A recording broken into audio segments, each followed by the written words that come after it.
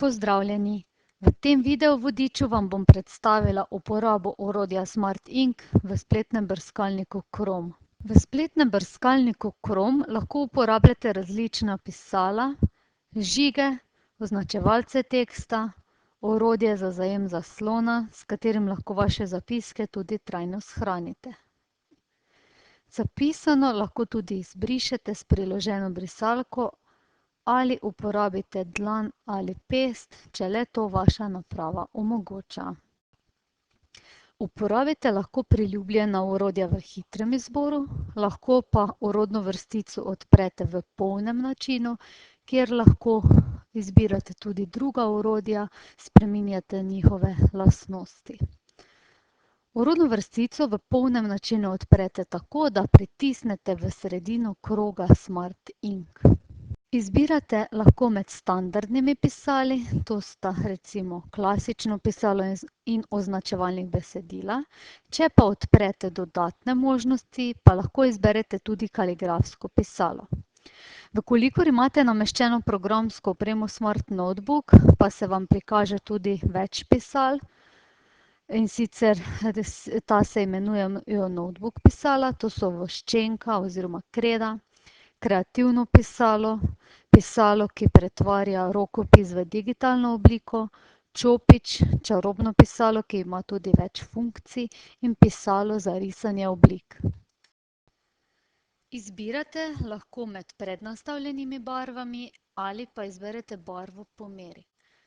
Barvo po meri izberete tako, da odprete barvno paleto, jo zavrtite in izberete želeno barvo. Izberete pa lahko tudi debelino črte.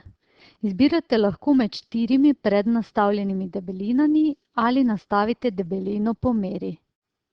Vkolikor odprete dodatne nastavitve črte, lahko določite tudi slog črte, začetek in konec črte, debelino črte, ki jo nastavljate s spreminjanjem oziroma premikanjem ročice levo in desno, ter prosojnost črte, ki jo prav tako spreminjate s premikanjem ročice levo in desno. Pa da preizkusimo, kako izbira sloga črte vpliva na obliko le-te. Vkolikor imamo v spletnem brskalniku odprtih več zavihkov, lahko v vsak zavihek posebej pišemo svoje zapiske. Saj zapiski ostanejo pripeti v trenutno odprti zavihek. Kako to izgleda, vam bom sedaj pokazala. Odprla sem drugi zavihek, v katerega sem tudi nekaj zapisala. In ko se bom vrnila na prvotni zavihek, boste videli, da so vsi zapiski ostali shranjeni na enakem mestu. Sedaj pa bom zapisano izbrisala s pomočjo priložene brisalke interaktivnega zaslona, lahko pa zapisano tudi izbrišete z uporabo dlani ali pesti, vkolikor to vaša interaktivna naprava omogoča. Vrnila sem se na prej odprti zavihek, katerega vsebino bom sedaj tudi shranila in sicer s pomočjo uporabe orodja za zajem zaslonske slike.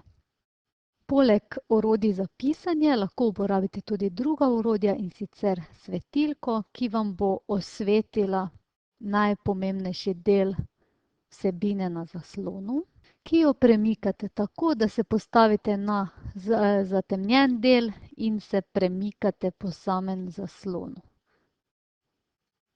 Območje osvetlitve pa lahko tudi povečate, in to tako, da se postavite na rob osvetljenega dela in ga povlečete na želeno mesto. V območje, ki je osvetljeno, pa lahko tudi dopisujete. Ko več orodja ne potrebujete, pritisnete na X v zgornjem desnem kotu. Za predele zaslonske slike, ki niso dovolj veliki, pa lahko uporabite tudi lupo za povečavo. S samo lupo se lahko na enak način pomikate po zaslonu, torej izven območja povečave, se postavite torej s prstom, miško ali pisalom, ter samo lupo tako premikate po samem zaslonu. Tudi sliko, ki je v območju lupe, lahko povečate. To storite tako, da se postavite na lupo, ki je pod tem območjem in jo pomikate v desno stran, da se sama slika v tem območju veča. Ko več orodja ne potrebujete, pritisnete na X v zgornjem desnem kotu. Uporabite pa lahko tudi zastor zaslona, katerega postopoma odkrivate. Odkrivate ga lahko iz vseh strani, torej od zgoraj, spodaj, levo ali desno, spreminjate pa lahko tudi barve tega zastora.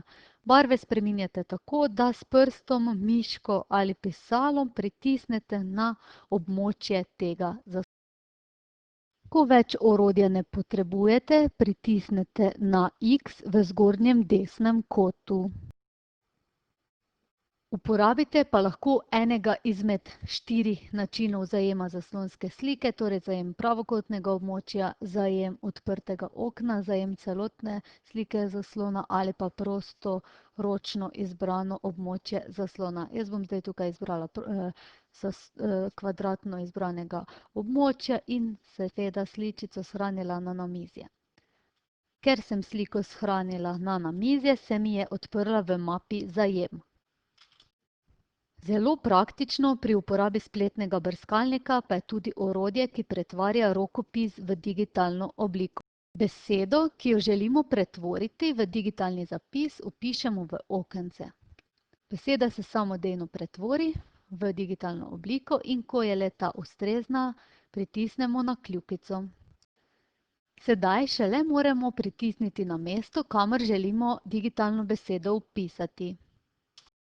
Besedo sem stavila v iskalnik na spletnem portalu, s pomočjo katerega bom poiskala želeni priročnik.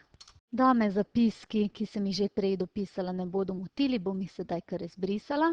Sedaj pa vam bom pokazala, kako uporabiti tudi žige v samem spletnem brskalniku.